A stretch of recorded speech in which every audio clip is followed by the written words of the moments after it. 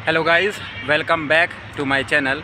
My name is Vipul Shukla और आज की इस वीडियो में हम बात करेंगे habit number 2, 7 habit of highly effective people. जैसा कि आप लोग को पता ही है कि ये वीडियो है, ये मैं सीरीज़ में बना रहा हूँ और ये सीरीज़ 7 हैबिट्स हैं और ये हैबिट्स ली गई हैं 7 habit of highly effective people. ये बुक आप पढ़ भी सकते हैं तो भी सीख सकते हैं, अगर आपको टाइम नहीं मिलता है तो आप वीडियो देख के भी सीख सकते हैं, क्योंकि जो भी मैं आपको बता रहा हूँ वो पूरा बुक में ही लिखा हुआ है और उससे मैं बहुत सारी चीज़ें सीख रहा हूँ, तो वही मैं आपसे शेयर कर रहा हूँ। तो इस वीडियो को पूरा देखें। तो हैबिट नंबर 2 और चैप्टर का जो नाम है वो है begin with the and in mind, principle of personal leadership. तो आपको तो जैसे कि नेम से ही समझ में आ रहा होगा, begin with the and in mind, principle of personal leadership. तो हम इसको थोड़ा सा ना ब्रेक करते हैं और इसको अच्छे से समझते हैं। Begin with the and in mind, इससे आपको क्या समझ में आ रहा है? मतलब कि वो कहना ये चाहते हैं, उसमें ये बताया गया है, suppose you are a person, ठीक है, आपका एग्ज़ाम्पल लेते हैं। आपको लाइफ में कुछ अचीव करना है, ठीक है, लाइफ में आपका कोई गोल है या एम है, सबका होता है, मेरा भी है, आपका भी है और किसी का भी, सबका अपना अपना होता है। तो जो वो आपका गोल है, उस गोल को आपको पहुंचने के लिए आपको एक रोड मैप चाहिए, रास्ता चाहिए, है ना। जैसे आपने सबसे पहले सोचा, मैं अपना एग्ज़ाम्पल लेता हूँ या आपका एग्ज़ाम्पल लेता हूँ। सबसे पहले कोई भी चीज़ हमारे दिमाग में आती है, हम सोचते हैं कि हमको वो चीज़ चाहिए, यानी हमारे दिमाग में एक थॉट आया और हमने सीधा सोचा कि हमें, लेट्स सपोज़ कि हमें 50 करोड़ कमाने हैं, या हमें BMW या मर्सिडीज़ चाहिए, या हमें 1 करोड़ का मकान चाहिए। तो हमारे दिमाग में ये पहले तो थॉट आया, दिमाग में थॉट आता है, हमने सोचा, तो हमने एंड गोल को डिसाइड कर लिया। अब जब वो थॉट हमारे दिमाग में आया तो हमने उसको फिर ना अपनी फीलिंग के साथ ऐड कर दिया, क्योंकि जब हमने सोचा तो फिर मुझे थोड़ी सी क्यूरियोसिटी हुई कि यार ये चीज़ ना बहुत ज़्यादा एक्साइट करेगी मुझे, और मुझे ना ये चीज़ जब मेरे पास होगी तो मुझे ना एक सोसाइटी में एक अच्छी इज्जत मिलेगी। तो वो आपके फील हुई। तो वो आपने क्या किया, पहले आपने दिमाग में सोचा, फिर फील किया, देन उसके बाद आपने उस फीलिंग को लिखा कि मुझे ये चीज़ चाहिए। जो चीज़ आपने सोची वो चीज़ आपने लिखी कॉपी पेन में। अब आपने ये दिमाग लगाया कि ये चीज़ मुझे चाहिए है, तो मैं इसको अब कैसे अचीव कर सकता हूँ, कैसे अचीव आप कर सकते हो। उस चीज़ के लिए आपने एक प्लान तैयार किया, एक प्लान बनाया कि मुझे इस चीज़ के लिए मुझे ये काम करना पड़ेगा या ये बिज़नेस करना पड़ेगा। अब ये बिज़नेस करने के लिए मुझे क्या क्या चीज़ें चाहिए और ये बिज़नेस करने के लिए मुझे क्या इन्वेस्टमेंट चाहिए, क्या स्किल चाहिए। तो देन उसके बाद आप उस पर काम करोगे, तो फिर धीरे धीरे आपका उस प्लान के हिसाब से आप चलते जाओगे और आप वो चीज़ अचीव कर लोगे। तो कहने का बेसिकली मतलब ये है, begin with the and in mind का मतलब ये है कि आप कोई भी चीज़ सोचते हैं तो पहले आप उसको एक प्लान बनाते हैं, एक रोड मैप बनाते हैं उस चीज़ को अचीव करने के लिए। देन उसके बाद आप उस प्लान को फॉलो करते हैं और फिर अगर टाइम के अनुसार आप उस चीज़ को चेंज भी करते हैं, क्योंकि सिचुएशन है तो चेंज होती रहती है, हमारी लाइफ में सिचुएशन है जो चेंज होती रहती है। कभी कुछ अर्जेंटली हमें जाना पड़ गया या कोई भी सिचुएशन ख़राब हो गई, तो उस प्लान को ना हम मॉडिफाई करते रहते हैं। तो हमारा जो प्लान होता है ना वो बहुत ज़्यादा फ्लेक्सिबल होता है, तो हम उसको चेंज करते रहते हैं और उस चीज़ को हम अचीव कर लेते हैं। और प्रिंसिपल ऑफ पर्सनल लीडरशिप का मतलब बेसिकली ये है, देखिए मैं आपके साथ ना एक स्टोरी शेयर करता हूँ, उससे आप अच्छे से समझ पाएंगे और रिलेट कर पाएंगे।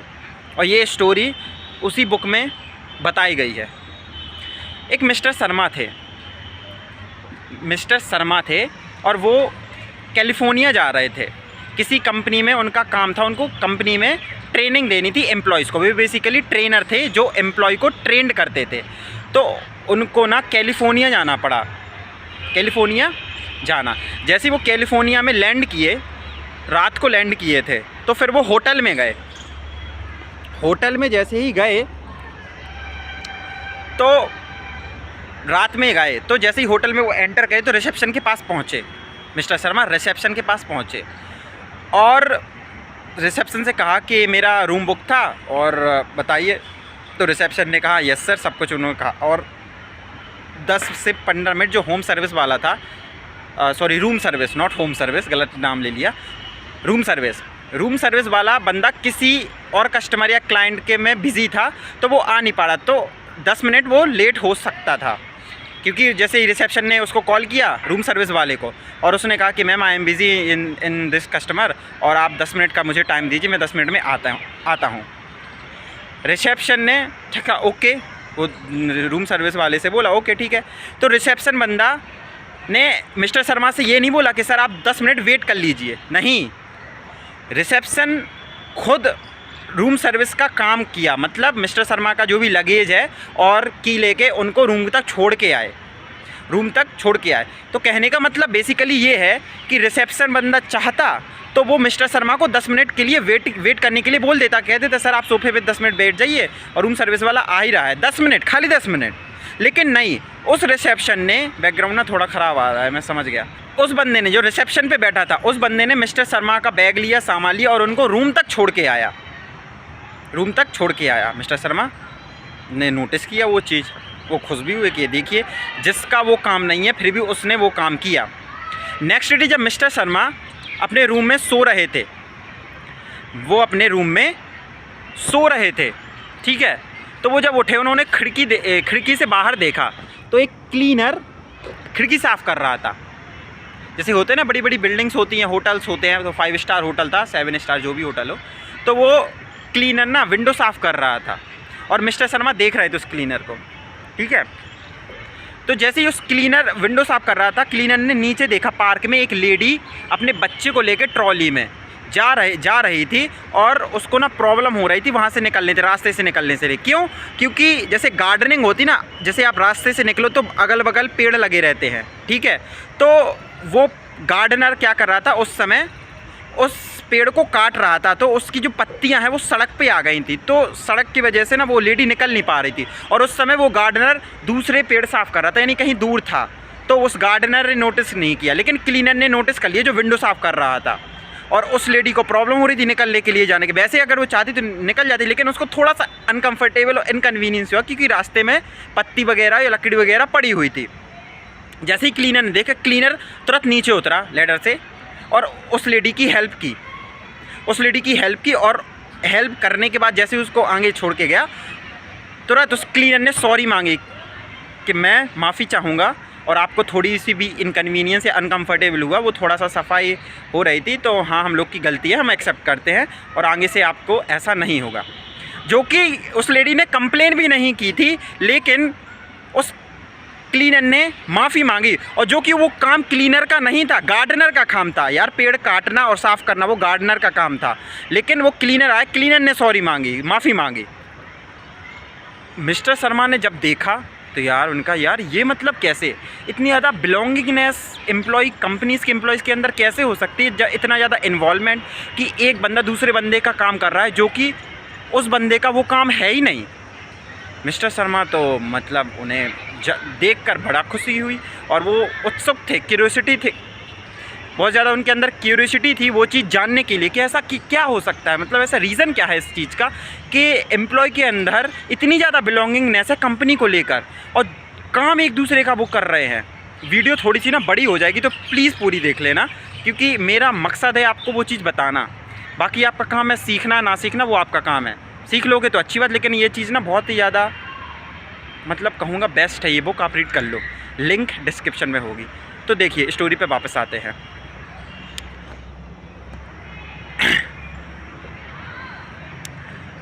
तो मिस्टर शर्मा ने जैसे ही वो देखा, वो तो मतलब जैसे मैंने बताया बहुत ज़्यादा उत्सुक हो गए उस चीज़ को जानने के लिए। अगले दिन क्या हुआ, मिस्टर शर्मा ने खाना ऑर्डर किया, मतलब वो रूम पे थे तो अब उनको भूख लगी तो उन्होंने खाना ऑर्डर किया। जैसे ही खाना ऑर्डर किया, खाना 10 मिनट लेट पहुंचा उनके रूम में। तो खाना जैसे ही 10 मिनट लेट पहुंचा तो जो रूम सर्विस वाला खाना देने आया था ना, वो उसको तो पता ही है क्योंकि खाना लेट था, तो उसने तुरंत मैनेजर के पास गया और उसने मैनेजर से बोला कि सर, और जो खाना वो डिलीवर हो चुका है बट थोड़ा 10 मिनट लेट हो गया है, और उसने कारण बताया और उसने मैनेजर से माफ़ी मांगी। जो रूम सर्विस वाला था उसने सॉरी बोला, उसने अपनी गलती को एक्सेप्ट किया कि हाँ थोड़ी सी 10 मिनट खाना लेट हो गया था। तो और जैसे ही उसने मैनेजर से गलती मांगी, मैनेजर ने तुरंत फ़ोन घुमाया और मिस्टर शर्मा को लगाया और मिस्टर शर्मा से बोला कि सॉरी सर, मैं माफ़ी चाहूँगा, आपका खाना 10 मिनट थोड़ा सा लेट डिलीवर हुआ है और उस चीज़ की वजह से हम आपसे माफ़ी चाहते हैं, और जो आपका खाने का जो बिल है वो आपको नहीं देना पड़ेगा, ये आपको फ्री है, फ्री ऑफ कॉस्ट है, बिकॉज़ हमने आपको सर्विस लेट दी है, 10 मिनट हमारा खाना लेट है। जो कि इस समय भी मिस्टर शर्मा ने कंप्लेन नहीं की थी। 10 मिनट, खाली 10 मिनट खाना लेट हुआ था। आज के टाइम पे तो 10 मिनट बहुत ज़्यादा हो गया है, लेकिन मैं उस समय की बात कर रहा हूँ। आई डोंट नो, वो किताब बहुत पहले लिखी रही थी, 1996 हो, आई डोंट नो, बट हाँ आज के टाइम पे तो 10 मिनट में ग्रॉसरी आ जाती, 10 मिनट में ज़ोमैटो डिलीवर कर देता है, जो कि बहुत बड़ा मुद्दा ऐसा बना था कि 10 मिनट में खाना कैसे डिलीवर हो सकता है। तो वो उनकी बात है, वो बाद में हम बात करेंगे ज़ोमैटो स्विगी की कभी, अगर हम ऐसा टॉपिक लेके आते हैं। अभी हम अपनी स्टोरी पे ही बात करते हैं।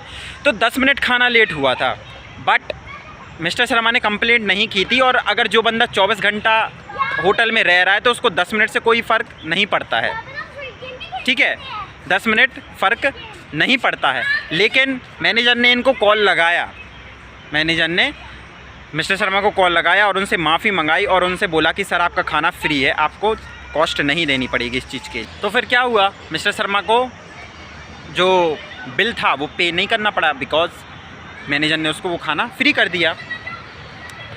अब देखिए, मैनेजर ने भी अपनी गलती एक्सेप्ट की। तो जैसा कि मैंने आपको हैबिट नंबर 1 में बताया था कि बी प्रोएक्टिव। और वो होटल ना, ऐसी बहुत सारी उस होटल की चेन थी। आई डोंट नो अमेरिका में वो स्टोरी है, अमेरिका में तो होटल्स भी वो अमेरिका में ही होंगे, और ये रियल एग्जाम्पल है। तो अब सोचिए कि कितने ज़्यादा वो रूल फॉलो हो रहे हैं। 7 habit of highly effective people के ऑर्गेनाइजेशन में कितने ज़्यादा, जो अभी मैंने ये स्टोरी पढ़ी और फिर मैंने मतलब हैबिट नंबर अगर 1 नहीं पढ़ी होती तो मैं रिलेट ही नहीं कर पाता ना। तो आपको अगर ये वीडियो देख रहे हैं तो आपको पहली और दूसरी सारी वीडियो देखनी पड़ेंगी, अगर, क्योंकि वीडियो को अच्छे से समझना है, क्योंकि सारी चीज़ें ना रिलेट करती हैं एक दूसरे से। अब इसमें क्या बी प्रोएक्टिव वाली बात आ रही है ना, जो मैंने वीडियो नंबर 1 में आपको बताई थी, हैबिट नंबर 1। ये हैबिट नंबर 2 है कि सारे लोग अपनी गलती को एक्सेप्ट कर लेते हैं, एक्सेप्ट कर लेते हैं तो वो रायता बिल्कुल फैलता नहीं है और कस्टमर को ना सेटिस्फेक्शन मिल जाती है। कस्टमर को सेटिस्फेक्शन मिल गई कि हाँ ठीक है, और फिर वही कस्टमर को पकड़ के लाते हैं। तो फिर मिस्टर शर्मा ने क्या किया, मिस्टर शर्मा ने जानना चाहा कि ऐसा इस कंपनी के अंदर है क्या, कंपनी के अंदर ऐसा क्या है जो सब लोग अपनी गलती को एक्सेप्ट कर लेते हैं। तो मिस्टर शर्मा CEO के पास गए, जो कंपनी को पूरा करता धरता है, उनके पास गए और उनसे पूछा कि आपकी कंपनी में ऐसा क्या है कि लोग एक दूसरे का काम कर देते हैं और सभी लोग गलती को भी एक्सेप्ट कर लेते हैं और कंपनी इतनी ज़्यादा ग्रो भी हो रही, what is the reason behind it. तो CEO ने बोला कि हम लोग जो अपना प्लान बनाते हैं ना, वो प्लान सब के प्लान को कंसीडर करके एक प्लान बनता है। जैसे कि जो कंपनी में एम्प्लॉय है तो उसका भी एक अपना एक प्लान है, उसको भी लाइफ में आगे बढ़ना है। तो वो क्या करते थे, जब कंपनी का एक प्लान आता है, क्योंकि क्या होता है कंपनी में पहले एक तो एक प्लान होता है, फिर उसको सभी लोग फॉलो करते हैं, उसको एग्जीक्यूट करते हैं। तो वो हाई सीनियर मैनेजमेंट जो होते थे वो सारे बंदे को, जितने भी कंपनी में लोग हैं, सभी लोगों से बोलते थे कि आप अपना एक मिशन स्टेटमेंट, एक अपना प्लान तैयार कीजिए, खुद को लेके और कंपनी को लेके। हर बंदे से बोलते थे, जितने भी उस कंपनी में बंदे थे, हर ईच एंड एवरी पर्सन। तो सभी लोग अपना एक प्लान तैयार करते थे, सबका प्लान लेके, और जो मैनेजमेंट के पास सीनियर जो CEO होता था, जो फाउंडर होते थे कंपनी के, उनके पास जाता था सबका ओपिनियन, सबके प्लान, सबके मिशन, और जो फिर बनाते थे वो लोग, सीनियर लोग, वो प्लान को कंसीडर करके, जितने भी एम्प्लॉय का प्लान था या मिशन था, उस प्लान को कंसीडर करके उनके सारे पॉइंट्स कि हाँ ये सेटिस्फाई हो रहे हैं, हाँ, फिर एक प्लान तैयार होता था। फिर जब वो प्लान सारे एम्प्लॉयज़ के पास पहुंचता था ना, तो सारे उस चीज़ को एक्सेप्ट करते थे और एग्जीक्यूट करने के लिए अपने 100% लगा देते, बिकॉज़ उनको दिल से ये लगता था कि हाँ जो प्लान मैंने दिया है वही आ गया है शायद ये प्लान। और सभी लोगों को यही लगता था, क्योंकि देखो एक प्लानिंग होती है, काफ़ी सारी कंपनी में ऐसा होता है कि केवल सीनियर मैनेजमेंट ही एक प्लान डिसाइड करते हैं, फिर उनसे कहते हैं कि इसको एग्जीक्यूट करो और जो हो इसी को एग्जीक्यूट करो। लेकिन मोस्टली कंपनी में जो ह्यूज सक्सेस होती है, ह्यूज सक्सेस सभी से पूछा जाता है, क्योंकि एक ऑर्गेनाइजेशन का गोल और एक एम्प्लॉय का गोल सेम ही ट्रैक पे होना चाहिए। मैं एग्जांपल लेता हूं कि अगर एक कंपनी तो एक नॉन लिविंग होती है, लेकिन एक ही ट्रैक पे इन द सेंस कि अगर कंपनी को भी लेट सपोज दिल्ली से मथुरा जाना है या और एम्प्लॉय को भी दिल्ली से मथुरा जाना है, तो डेस्टिनेशन तो उनकी एक ही है ना। तो अगर वो दोनों एक ट्रेन पे बैठ जाएंगे या एक कार पे बैठ जाएंगे या एक ट्रक पे बैठ जाएंगे तो दोनों वहीं पे पहुंच जाएंगे। तो दोनों का गोल एक होना चाहिए, कंपनी का भी जो गोल है और एम्प्लॉय का जो गोल है, वो गोल अगर एक रहेगा ना तो कंपनी भी ग्रो करेगी, एम्प्लॉय तो करेगा ही करेगा, और उसमें एम्प्लॉय अपनी जान लगा देगा क्योंकि उसको लगेगा कि हाँ ये मेरी चीज़ है, उनके अंदर बिलोंगिंग रहेगी, इन्वॉल्वमेंट रहेगा। और ये चीज़ कब होगी, जब वो जो प्लान बनेगा ना उनके पॉइंट्स उस चीज़ में कंसीडर किए जाएंगे। तो मैंने क्या बोला था, प्रिंसिपल ऑफ पर्सनल लीडरशिप उनके अंदर कब आएगी, जब उनके दिमाग में जो उनने सोचा वो उन्होंने पेपर में लिखा, वो चीज़ ही कंपनी में एग्जीक्यूट होगी। Begin with the and in mind, तो जो उनके दिमाग में आया था एंड इन माइंड, वो उन्होंने पेपर पे लिखा था और फिर उस पेपर को वो एग्जीक्यूट कर रहे थे। उनकी खुद की लीडरशिप डेवलप हो रही थी, प्रिंसिपल ऑफ पर्सनल लीडरशिप। तो यही है इसका मतलब, अगर आप ध्यान से समझेंगे तो नाम ही से ही आपको समझ में आ जाएगा, begin with the and in mind, principle of personal leadership. ठीक है ना। तो ये चीज़ है, तो ये है बेसिकली स्टोरी। ये हैबिट बहुत ज़्यादा इंपॉर्टेंट हैबिट है। ये किताब अगर आप चाहें तो पढ़ सकते हैं, link in the description. Video थोड़ी सी लंबी हो गई है, चलता है, और प्रैक्टिकल लाइफ में ना यही काम आता है। मैंने मतलब थोड़ा सा कॉर्पोरेट में काम कर लिया है तो मुझे पता चल गया है कि भाई डिग्री का तो कुछ होने नहीं रहा, ग्रेजुएट हो ठीक हो, लेकिन तुम्हारे अंदर है क्या, धंधा कैसे दोगे उनको। End of the day business company में क्या धंधा बना के दो तुम उनको, तुम्हारी डिग्री से, मार्क्स से, ग्रेड से कुछ फ़र्क नहीं पड़ता, कुछ भी फ़र्क नहीं पड़ता। अगर तुम उनको धंधा बना के दे रहे हो तो भाई तुम हीरो हो, नहीं तो तुम ज़ीरो हो। तुम 99% भी लाए हो ना तो उनके तुम कोई काम के नहीं हो। क्या काम के हो, टीचर बन जाओ पढ़ाने लगो, तो वहाँ थोड़ी टीचर की ज़रूरत है उनको तो वो बंदे चाहिए जो बिज़नेस करके दें, तभी वो तुमको रखेंगे। अगर तुम्हारे अंदर वो स्किल नहीं है तो तुम किसी काम के नहीं हो, समझ रहे। तो प्रैक्टिकल और वही चीज़ है, वही मैं डेवलप कर रहा हूँ। वीडियो मैं बार बार बोल रहा हूँ, लंबी हो गई है, और जो भी मैंने बोला है वो दिल से बोला है, तो वीडियो पूरी देखना। इस वीडियो को अब हम यहीं ख़त्म करते हैं। वीडियो अच्छी लगे तो वीडियो को लाइक करना, चैनल को सब्सक्राइब करना, चैनल को सब्सक्राइब करना। और अगर आपको ये बुक्स पढ़नी है तो link in the description, link मिल जाएगी अमेज़ॉन, फ्लिपकार्ट की, जो की भी लिंक हो, आप ये बुक बाय करने ला। करोड़ों की आती नहीं है, यही आती होगी 150-200 रुपये की, तो ये बुक पढ़ लो अगर अपनी लाइफ में थोड़ा सा चेंज लाते हो। बाकी वीडियो तो आप देख ही रहे हो, लेकिन मैंने बताया कि अगर वीडियो आपने देख ली और फिर उसके बाद बुक पढ़ोगे ना तो आपको ना पूरे अच्छे से समझ में आ जाए, एक बार में समझ में आ जाएगा। क्योंकि पहले तो आपने चीज़ समझ लिया ना, जैसे क्लास में या कॉलेज में क्या करते थे, टीचर पहले समझा देता था फिर पढ़ते थे तो अच्छे से समझ में आता था। इसी तरीके से वीडियो देख लो, वीडियो के बाद बुक पढ़ लेना तो और अच्छे से समझ में आ जाएगा। अब हम वीडियो को ज़्यादा लंबा नहीं करना चाहते, वीडियो अच्छी लगी है वीडियो को लाइक कर देना, चैनल को सब्सक्राइब कर देना, बार बार बोल रहा हूँ। मिलते हैं नेक्स्ट वीडियो में, बाय बाय।